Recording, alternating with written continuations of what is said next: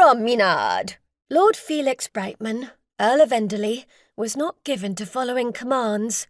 After all, as one of the most powerful men in the land, he was not required to do so. Yet when Signore Antonio Morelli said promenade, Felix promenaded.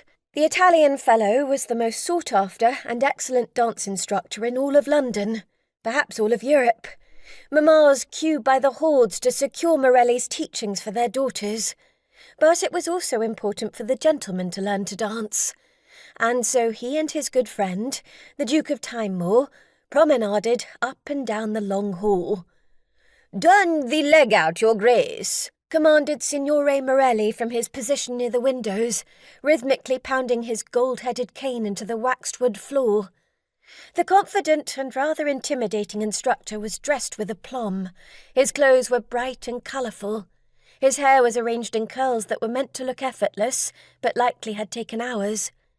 He looked to be an effervescent butterfly, ready to take flight, but with the iron determination of an eagle, determined that his pupils soar, in time to the music. In Felix's opinion, dancing was one of the most important skills a gentleman could have. Like so much of the world, he believed in the power of a Renaissance man, or, at the very least, one of the Enlightenment.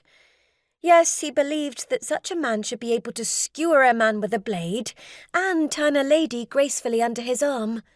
Why choose one thing? He always reminded himself. It was no boon to just be able to wield a well-primed pistol. No, one needed a sharp mind and the capability to navigate a room with one's physique. Tymemore gambolled gracefully beside him. His grace was, well, graceful. Though Tymemore hated every moment at present, because his grace was accustomed to dancing with his wife, the Duchess, but said Duchess had perished not long ago. Despite his grief, the powerful Duke understood that going to balls and attending affairs was important. Balls were the sort of events that kept society going. People thought society was run by the House of Lords and Horse Guards. It wasn't. It was run in the beautiful appointed drawing rooms and ballrooms of the temps, both in town and country. And if one was going to manoeuvre the outcomes of fate, one needed to have a well-turned-out foot and be able to count to music. Signore Morelli could assure both things.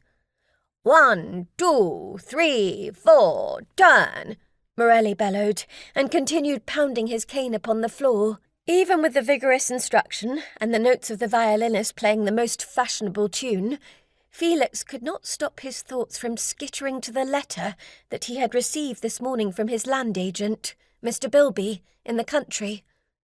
Bilby was a gentleman, or at least so Felix had been led to believe when he hired the man. That was how Bilby had presented himself when Felix bought the house in Cornwall, with the fantasy that he would take time away from horse guards to go and relax by the sea.